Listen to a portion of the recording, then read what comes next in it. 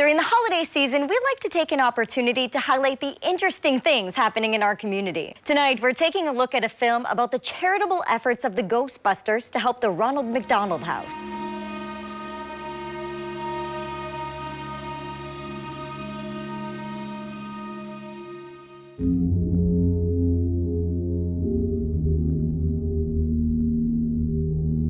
This is a story about movie fanatics, and cosplay, and toys, and parades, and Hollywood heroes, and general nerdiness. Oh, Dan Aykroyd's coming, Dan Aykroyd is coming. Yeah, I mean, you know, before our movie came out, no one knew what ectoplasm was. Now millions of people know. But at the same time, it's not really about any of that stuff.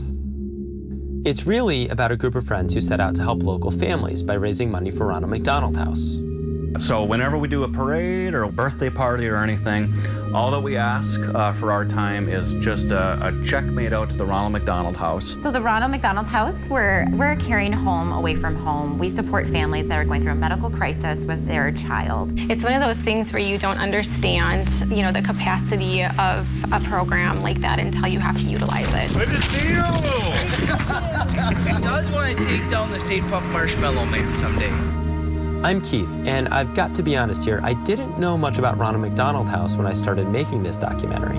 I initially wanted to make it because I grew up loving Ghostbusters. But over the course of the production, I felt a growing connection to Ronald McDonald House. You really don't understand how many people have been affected or been impacted by these services until you delve into it. I think it's because I'm a dad, and I realize how crucial it is that services like this exist. For the Twin Ports Ghostbusters, the ties to Ronald McDonald House run deep. My cousin, who was 4 months old at the time, got leukemia, and he was like the youngest kid to ever get his own bone marrow taken out, treated, and put back in. And my aunt stayed at the Ronald McDonald House for a whole year. She was born with a birth defect, so it was months of struggle. She had to be taken to the Ronald McDonald House. Ever since kindergarten, I've just had a lot of health issues that I kind of grew up with and spent time at the Ronald McDonald House for a good couple weeks. The best part, you forget that you have all these medical tests coming up. You have the stress in your life. Like, you don't think of any of that when you're there. Once I heard that my dad joined a Ghostbuster group, I was like, I need to join it because I want to, like, help the Ronald McDonald House. This is a story about a great many things. Ecto-1s, proton packs, Stay Puft Marshmallow Men, Slimers. But to say that it's only about that stuff would be an oversimplification. You'd never expect a tentpole film to be the most personal journey I ever went through as a storyteller, but that's exactly what it was. You're the greatest storyteller I know, and I am the luckiest son on earth. As the song goes, Bustin' makes me feel good, and the Twin Ports Ghostbusters love busting ghosts more than anyone. But at the end of the day, the real reason they're doing all of this is because it's spreading joy that makes them feel good. This is a story about nerds doing good.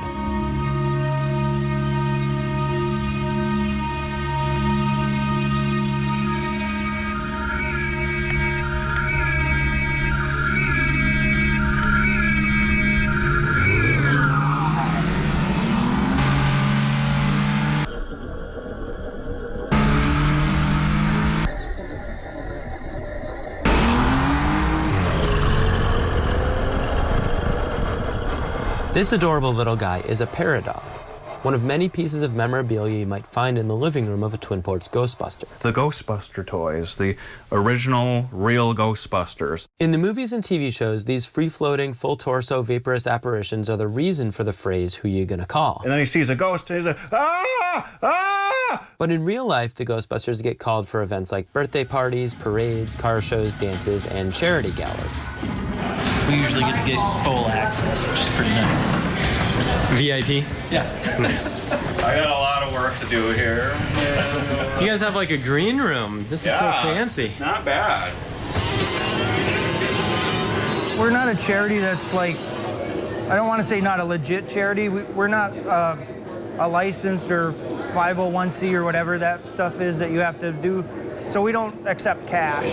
High five. So what we do is, someone says, hey, we're having a birthday party. How much do you guys charge to come to the party? And we'll say, we don't set an amount. It's whatever you feel like donating.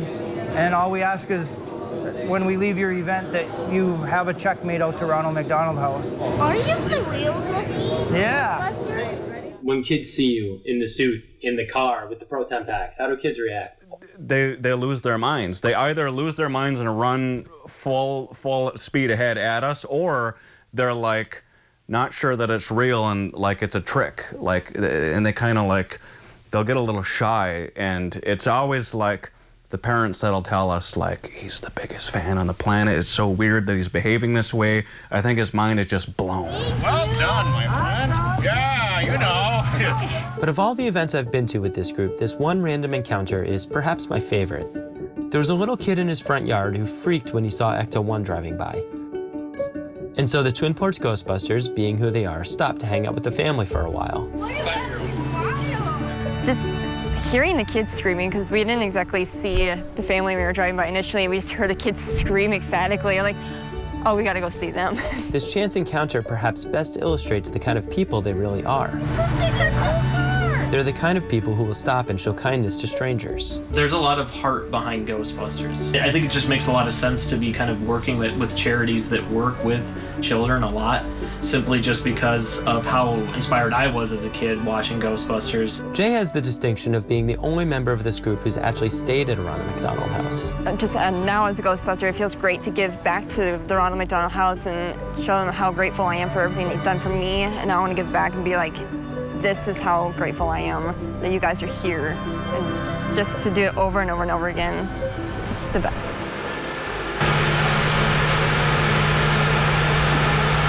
Today at 5, for the first time, a Ronald McDonald House is being built here in the Northland. In Duluth, Minnesota, where the Twin Ports Ghostbusters are located, there wasn't a local Ronald McDonald House location until 2019, when construction began on the campus of the regional hospital, Essentia Health. Today, it's a fully functioning facility, and the Twin Ports Ghostbusters are able to support a charity operating in their own backyard. I work at Mintac, which is a mining operation in northern Minnesota. They were going to give 12 awards out in the amount of $5,000 each for the charity of your choice. And I was one of the recipients this year. So they wrote a check for $5,000 to Ronald McDonald House. Gotta help the king put on his robe. So I absolutely love that the Ghostbusters recognize that, hey, these kids, it's more than just the patients in the hospital, it's the families. And how can we, you know, get rid of some ghosts and like let them feel better about the space that they're in, that they're feeling confident. And I absolutely love that, because it goes to show that people can think beyond outside of the box for how to support these families. Think about what brings you joy and then contribute that to the families, because you don't know who really is going to resonate with.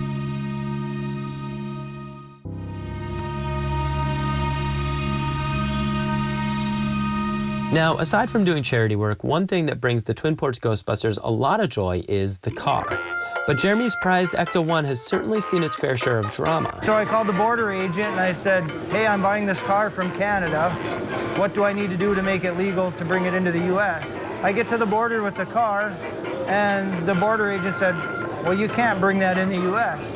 And I was frustrated that I have this car that I can't have. He said, print this paperwork off, go back to Canada, do a U-turn, come back, and tell them that you're taking it directly to an importer. So then 6 weeks later, I had to go back. I was really nervous that I would have to get rid of the car. I cut out about 75% of that story, and the reason I included that bit is that one day Jeremy agreed to let Matt and Clark borrow the car for an event.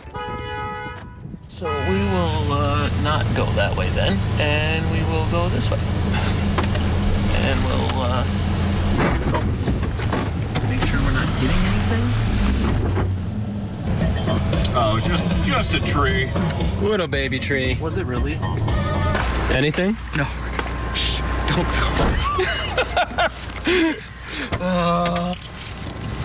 Is there a fun little... No, we good.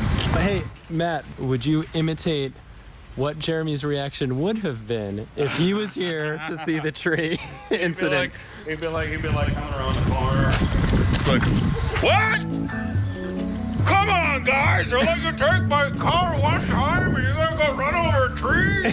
All right, that's That's it. I'm starting my own franchise. So Jeremy hates the Ghostbusters 2 logo. I don't know if he's mentioned that. No. He's like, I hate that. That's nonsensical. Like, as far as the story's concerned, that's just nonsense. There's people out there all over the world that love Ghostbusters. We have families here that love them too, and we learned more recently that we have a super fan one too. So just goes to show, you know, spread your own joy, what makes you happy, and it's gonna make our families happy. We're so grateful that people recognize that and share that passion with us too. The superfan Tara is referring to is Jace. I met him during an interview about how his family utilizes Ronald McDonald House services. I go to the hospital, I get a medicine called IVIG, and it helps my immune system work better so then I don't get sick. Now that they have the Ronald McDonald House Northland, we're able to stay here, which is great. So we can come the night before, and it's a long day of treatment, so we're there for about 8 hours. I didn't find out until later how much he actually loves Ghostbusters. And so Jace's parents, Tara, Matt, and myself all arranged to surprise Jace with a meeting with a real-life Ghostbuster. I hear you're a big Ghostbusters fan.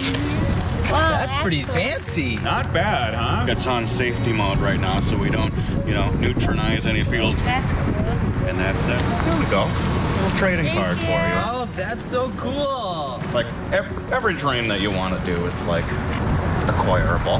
Yes. You can be a Ghostbuster, you can be Batman, you can be Superman, you can be whatever you want to be. No limitations on the imagination. Hearing Matt encourage Jace to follow his dreams really struck a chord with me. Ooh, okay, where to begin? Because people always tell kids to chase their dreams. I'm wanting to put these up on the wall here. But when Matt says it, it carries real weight. Because he actually is living his childhood dream. Well, I would say to my 7-year-old self, you will be a Ghostbuster someday. And just keep holding on to that dream. Oh, this is the slime blower. I had this as a kid. Man, I never would have thought as a 7-year-old that I'd be an actual Ghostbuster. But here we are. Oh, man, I think you just made that kid's day. Wow. That was really awesome, dude. That's what it's about. That's what it's all about. I wish I had a ghost, like an actual Ghostbuster to look up to when I was a kid. I had to be my own Ghostbuster as a kid. I had to go and find my own stuff. Could you imagine, maybe 15 years down the road or something, you're like still doing this and you run into a 25-year-old Ghostbuster who says, you guys came to my 10-year-old birthday party and now I'm a Ghostbuster because I saw you guys doing it. Like, how amazing would that be? That's what it would be all about. It would all be worth it just for that moment, really. It wasn't long after Matt's surprise meeting with Jace that Tara reached out to me and asked if I thought the Twin Ports Ghostbusters would be willing to make an appearance at a Ronald McDonald House fundraiser that she was helping put together. Wait for Jeremy to get situated. Their answer was, of course, yes. Is it just me or I feel like I'm in the Sedgwick Hotel right now? It is very Sedgwick-like. Yeah. It just occurred to me. We haven't really tested any of this equipment. I blame myself, so do I. So do I. And I have to make sure, because I have 3 idols in the room right now, the Ghostbusters. We need to make sure we give them a round of applause because they took care of Slimer before we got here, just so everybody knows.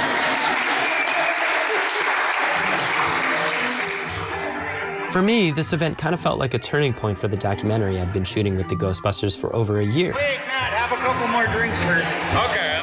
Many of the local people from the events I'd been privileged to film were reunited for a common purpose, Ronald McDonald House. And so we are just very, very thankful for everything that the Ronald McDonald House has done for our family and continues and will continue to do for our family. Although Jace does not have a cure for what he has, he is thankfully able to receive treatment and that will be lifelong for him.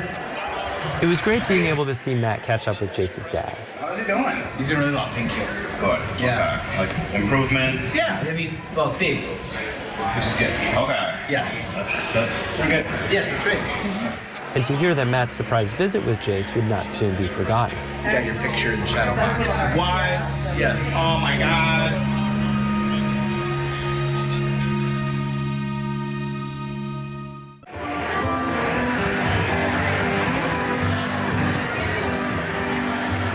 So the Ghostbusters have visited us, and it is a highlight of the day for not only our kids, but also the parents. We really get about 90% of our funds from local individuals and corporations and groups and people like the Lions Club or Ghostbusters or Girl Scout troops who raise money for us. We really, really depend on local community members to support us. They just love seeing us out in the community, and of course, they love the donations they get because that helps families, be near their children and not have the burden of having to find a hotel at $150 a night while they're just trying to be with their kids who are, in a really bad place in their life at the moment. Jay's perspective on what it's like to stay at a Ronald McDonald House is, of course, a little different than the other guys. My favorite part about it is in each room there's a little book that every patient and family got to write in and share their memories about being in the house and their trips there and what they're there for.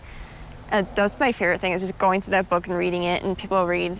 They'll leave little gift cards or coupons in there. So like, if you're there, there's an ice cream shop, you should really check out down the road. And it's that connection through that journal was the best part.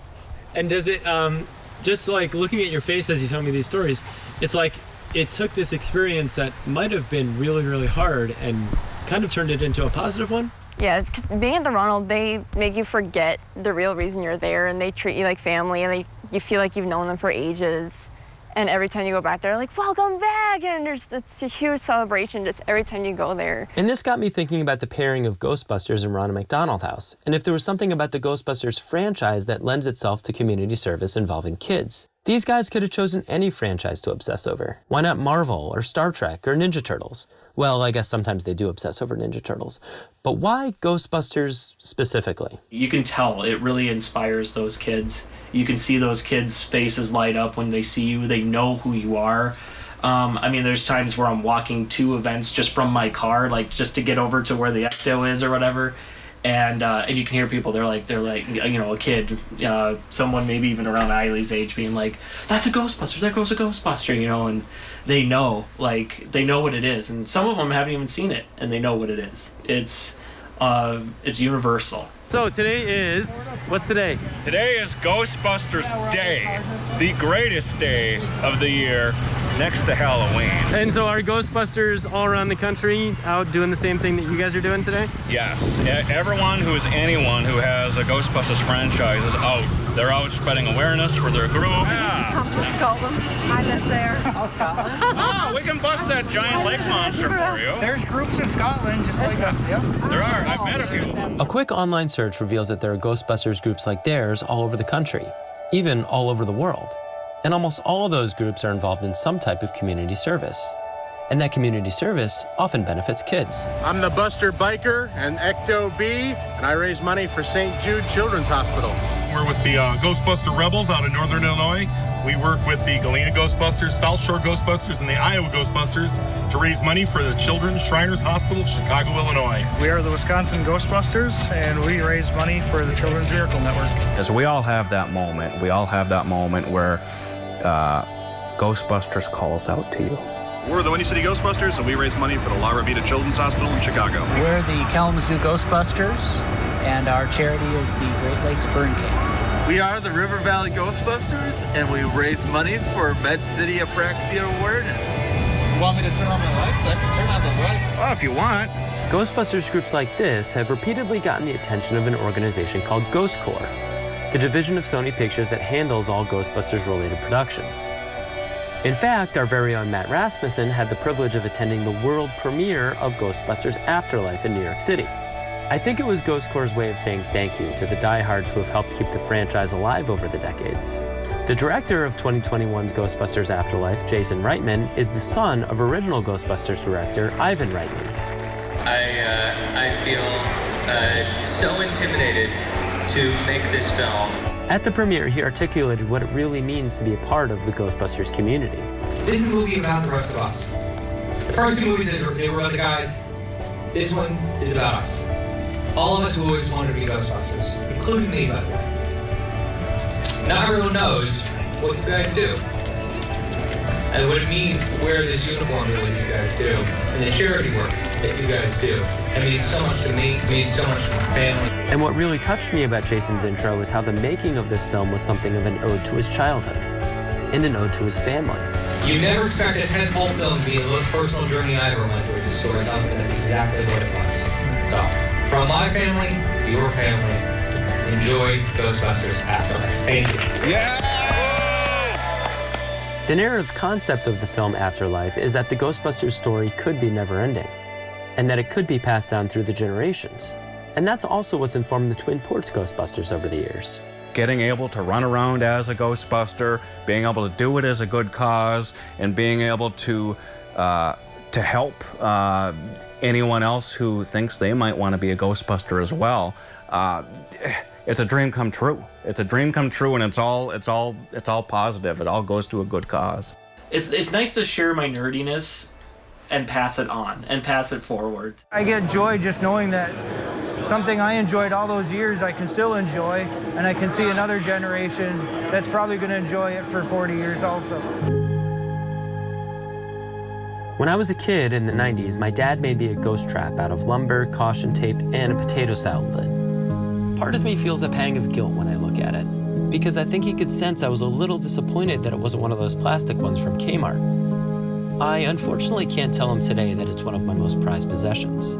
And it got me to thinking, what is it about Ghostbusters specifically, and superhero-type characters more broadly, that inspires this sort of intense fandom? I feel that during the course of editing this documentary, I got so close to being able to answer that question, but it still eludes me somewhat. I am the lucky son on Earth. I think it has something to do with the universal desire to pass down the things you love to the people you love, but I'm not really sure. She can be back back when I was a kid, I used to dress up as a Ghostbuster with my dad. So it'd be cool.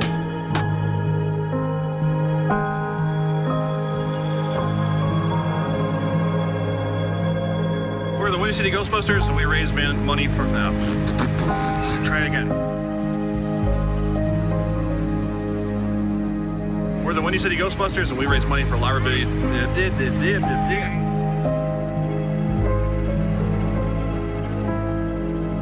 It's in here somewhere. We're the Windy City Ghostbusters. We're here.